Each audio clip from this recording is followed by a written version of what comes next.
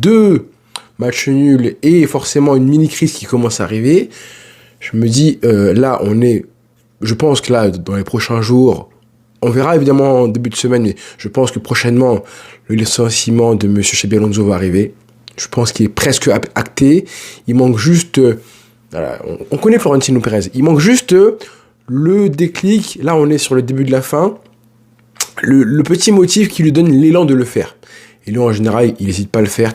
Il est plus réactif que beaucoup de présidents. Et c'est bien aussi pour le Real, mais bon, ça c'est un autre sujet. Parce que je me dis que là, en l'occurrence, avec ce match nul-là, comme il est condamné, eh ben, il va partir. Donc, on va pas profiter plus longtemps, malheureusement, en tant que fan du Barça, du moment où le Real piétine, n'est pas bon. En gros, il va y avoir un électrochoc avec un prochain changement qui va arriver pile avant la Supercoupe. Ouais, je pense que là, d'ici décembre, d'ici les fêtes, Xabi Alonso, à moins que, on sait jamais, si jamais le Barça se foire mardi, c'est possible, face au Colchonero, parce que c'est comme ça que ça marche, toujours en comparaison par rapport au Barça. Là, il n'y a qu'un point de retard du coup pour le Real, puisque le Barça est de nouveau leader, eh ouais les frères, mais peut-être plus qu'il n'y a qu'un point pour l'instant, ça va encore, mais prochainement, si le Barça piétine et que le Real repasse devant, ça va un petit peu apaiser les tensions. Il manque juste le coup de grâce qui n'est pas encore arrivé, mais là la crise elle va commencer à couver côté Real Madrid. Et tant mieux. Malheureusement, elle arrive à un moment où, et en plus c'est souvent le cas, rappelons que par exemple en 2015, il y a 10 ans de ça, le Classico avait lieu, je pense, c'était le 15 novembre de mémoire, c'était quelques jours après le Bataclan, et du coup, après ça, c'est, comment ça s'appelle, Benitez qui avait été du coup licencié, après ce 4-0 là, et Zidane qui était arrivé vers les fêtes. Moi je crois que c'était un truc comme ça, quelques jours plus tard, quelques semaines plus tard. Donc, ce moment-là de la saison, c'est le moment le moins douloureux pour changer de coach. Novembre-décembre, avant plutôt la trêve. C'est vraiment là où tu peux changer de coach et qu'on voit des résultats assez vite ensuite. Et c'est possible pour le Real. On verra ça parce que dans le jeu ce soir, encore une fois, ils ont été... Bon oui, c'est forcément que à 1-0 et puis à 1 partout, ils poussent. Mais c'est pas ça qu'on va retenir. Parce que là, évidemment, ce qu'ils ont fait, c'est un petit peu jouer avec le mental. Comme ils le font. Là, quand ils disent 90 minutes au Bernabéu, c'est long. Là, c'était à Girona, certes, mais c'est un peu ça. C'est en gros au forceps, au mental. On va te rentrer dans la tête et on va pousser. Mais c'est tout. Pas plus que ça. Tactiquement, ça bégaye. D'accord ? Comment un coach aussi... Bon, il est brillant quand même. Mais ton équipe manque de créativité et tu sors Arda Güler pour Camavinga. Bon, je ne critique pas les choix. Tant mieux pour nous. Mais quand même, c'est pas logique. Et vraiment, quand je vois l'action de Mbappé... Bon, déjà, évidemment, on voit que dans le jeu, même s'ils ont eu un but refusé, ou 2, je crois, ils passent aussi très proche du 2-0, avec une parade de Courtois qui fait très bien de la faire à ce moment-là. On est 5 minutes après le début de la seconde mi-temps. Mais si jamais tu prends le 2-0, c'est fini. C'est fini, parce que mentalement, tu as des joueurs qui sont au bout. Là, en fait, ils sont dans un espèce de cercle vicieux, avec une crise qui les pourrit de plus en plus, alors que tout allait bien chez eux. Un attaquant comme Mbappé qui marque sur penalty, mais l'action à la fin, là, il doit la mettre. On est d'accord. Un grand joueur, c'est un grand joueur. Le grand joueur qu'il est, devrait la mettre, au moins la cadrer. Ça m'a fait penser au raté de Ferran Torres, là, face à Chelsea, où ça conditionne le match, le résultat. Là, c'est la même chose. C'est la même chose. Et je pense sur l'action avec... Il frappe, en fait, avec la même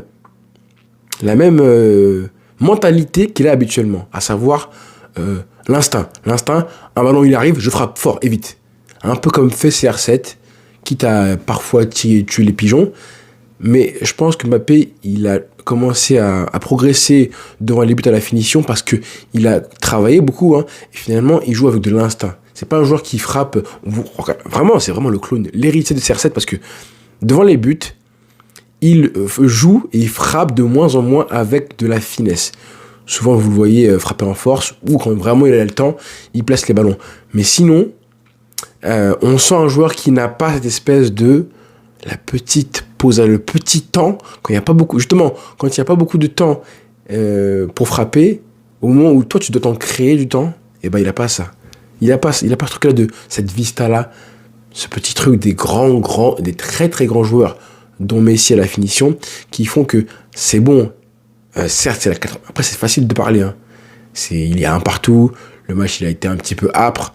C'est un peu la crise. Et il faut, à ce moment-là, prendre ce petit temps pour placer un peu plus ton ballon. Mais ça, il l'a pas eu. Et tant mieux pour le Barça. Côté Girona, merci les frères. Hein. Là, on pourrait remercier quand même Girona parce que ils font un très bon match. Ils marquent en premier. Ils montrent en plus les mêmes carences qu'on a à côté du Real Madrid parce que le milieu de terrain de Girona a bouffé celui du Real. Ça c'est clair pour moi.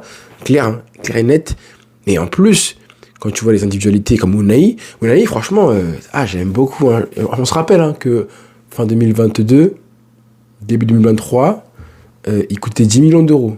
Il y avait des joueurs qui le voulaient au Barça et tout. Quel joueur quand il est comme ça, là. Ça m'a fait du bien de le voir comme ça parce que c'est un joueur qui, je pense, mérite mieux que Marseille, que Girona, même si c'est un peu perdu. Mais le joueur, il termine MVP, il a fait du mal. Et je pense que c'est un joueur qui a... face aux grosses équipes, on verra face au Barça, mais je pense que c'est vraiment typiquement le joueur qui a la mentalité d'élever son niveau face aux grosses équipes, encore plus quand il est là, avec une équipe un peu moins forte.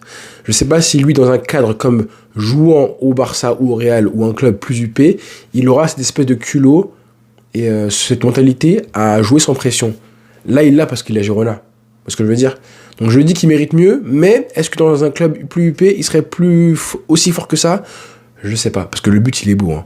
Le but, tu sens un joueur pas qui est en confiance, c'est juste il a pas de soucis dans la vie, il a pas de soucis. Il est en mode dilettante complète, dilettant, et il arrive à frapper avec un relâchement. En plus, comme il est grand et tout, comme il est grand et svelte, on voit qu'il est relâché, qu'il la place exactement là où il veut. Il peut refaire le même geste 10 fois, et 9 fois sur 10 au moins, elle finira au même endroit. Tellement il a un relâchement, mais fastoche. Hein. Il a mis l'intensité, la force, la puissance qu'il voulait. Et du coup, ça faisait 1-0 pour Girona. J'aurais bien aimé qu'ils perdent le match. Mais bon, c'est pas grave. Au moins, du coup, le Real repasse derrière le Barça. Maintenant, quand t'es le Barça, il faut leur mettre la tête sous l'eau en gagnant mardi. Là, ils ont perdu des points. Et ça leur fera du mal. Vous allez voir que là, moi, je suis pressé de voir comme ça. Comment un club comme le Real Madrid a réussi à se saborder tout seul comme ça. À se saborder. D'abord, dans le vestiaire, on a vraiment l'exemple typique des répercussions, des tensions du vestiaire sur le terrain. Mais vraiment, typiquement, alors qu'ils allaient vraiment bien. Et maintenant, leur collectif, il fait de la peine. Il fait de la peine. Donc, je vous disais, hier, je disais en débriefing du match du Barça, que les victoires au mental, parfois, elles te lancent une saison. Là, mentalement, ils sont plus là, au Real. Mentalement, ils sont plus là. Donc, ils essaient de compenser avec ce qu'ils font de mieux, la grinta, les petites choses naturelles, les choses naturelles qu'ils ont. Sauf que ça ne marche pas. Hein. Peu importe les changements tactiques que tu fais, les entrées en fin de rencontre, il met Carreras à la 88e minute, pourquoi faire ? Donc il est perdu. Mentalement, il y a friction entre le coach et les joueurs. Les joueurs, mentalement, sont au bout du trou. Ils perdent des points. Que demande le peuple ? Donc, très content pour le Barça. Très content de voir le Real comme ça, là, concéder autant de se faire bouffer tactiquement par des équipes de Liga. Quand même, 3e match nul. Ouais. Avec un Barça aussi moribond, on va dire, hein, pour utiliser un terme un peu plus sophistiqué.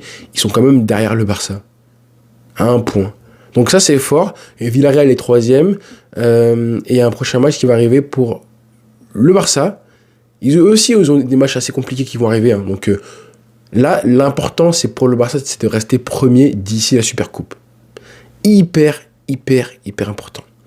On a de quoi le faire entre nos mains.